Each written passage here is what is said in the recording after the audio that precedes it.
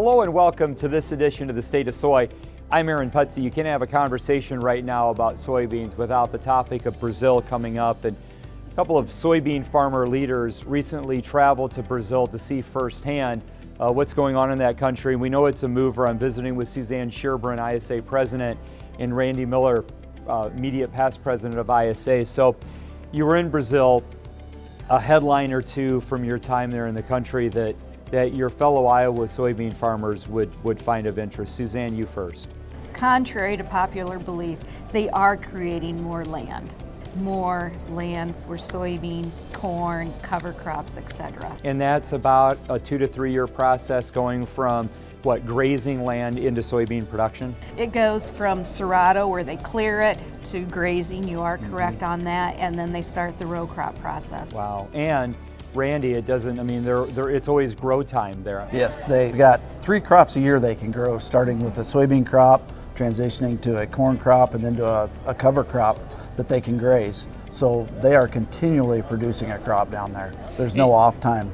And you visited Brazil for the primary purpose of really sizing up the competition, right? And then being able to bring back the information as you continue to lead the soybean organization forward. What are some topics that, as you spent time in Brazil, that you looked at, Randy, and said, okay, that's something that the soybean industry here in Iowa or the U.S. needs to really look at closely, because that's really going to impact our bottom line as Iowa soybean farmers?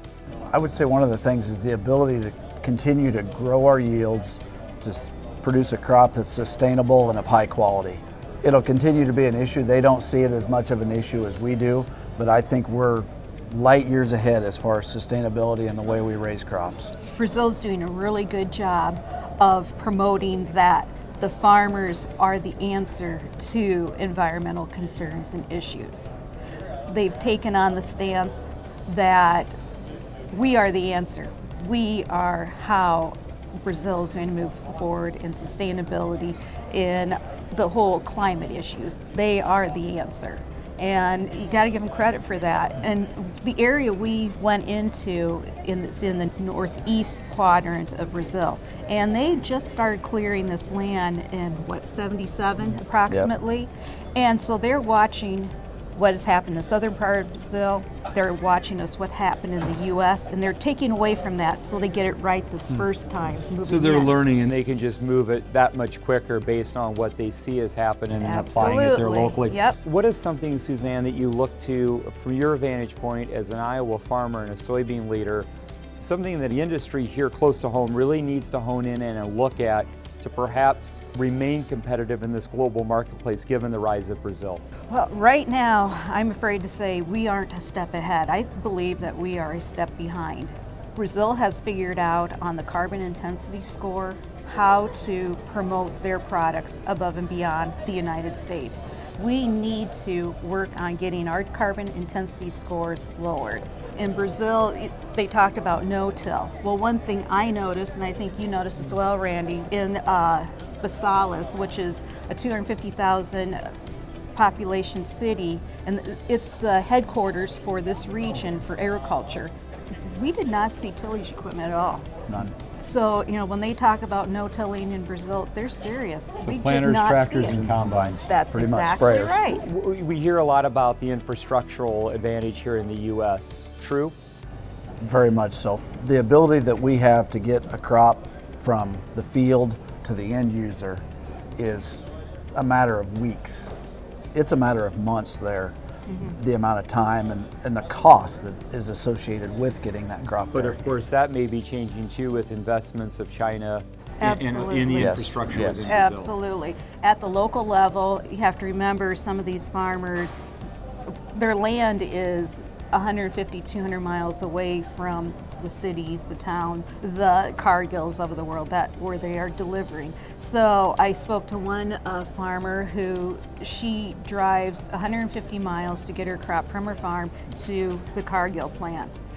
The first half of it is all dirt roads. I wouldn't call them gravel roads that her and her neighbors built. And then the last portion of it is cement, but it is nasty. It's not smooth. It takes a big wear and tear on their equipment, no doubt.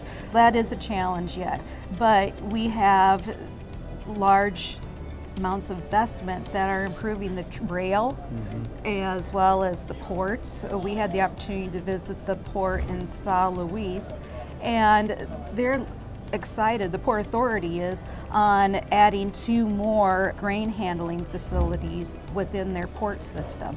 So this portion of Brazil is a brand new frontier for soybean and corn production, and they're taking it on and happy with it and just moving forward. I don't think it's one thing that you can lean into. I think it's got to be built upon what we've done in the past, and we've got to keep looking forward, looking for new markets, new uses, investing in research and infrastructure. We can't just sit back and go, oh, we're the cheapest, we're the best. We've got to do what we've done over the past 30, 40, 50, 60 years and continue to grow. Yes, we cannot rest on our laurels. We're off to a good start, but if we want to get ahead with these new racehorses that are in the market, we have got to keep moving forward. Like Randy said, it's just not one piece of it. It's creating a sustainable product. It is finding our markets and working with our policymakers, because right now we're behind and we need to get ahead again. Well, as you can see, impactful visit to the U.S. soybean industry's #1 competitor and the world's #1 producer of soybeans, Brazil.